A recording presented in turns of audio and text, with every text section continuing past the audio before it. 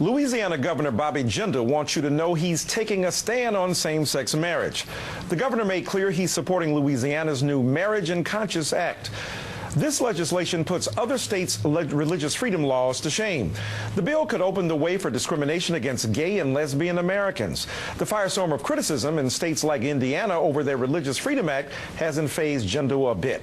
He wrote in the New York Times op-ed, quote, "In Indiana and Arkansas, large corporations recently joined left-wing activists to bully elected officials into backing away from strong protections for religious liberty. It was disappointing to see conservative leaders so hastily retreat on legislation that would simply allow for an individual or business to claim a right to free exercise of religion in a court of law." John, how long until Jindal regrets writing that op-ed that he penned for the New York Times? Well, it might not happen until he leaves office and is replaced by the much more moral and Christian David Vitter in the governor's mansion, Dr. Dyson. I have to say, he's wrong about a lot of things. Let's clear it one by one. First off, he's wrong about Christianity. Bobby Jindal is to Christianity what Christ was to bigotry and defending BP after the oil spill. This guy's a shill for big insurance companies, and it's not so much that he's a bigot, he's banking on bigots opening up their pocketbooks for his future failed presidential run.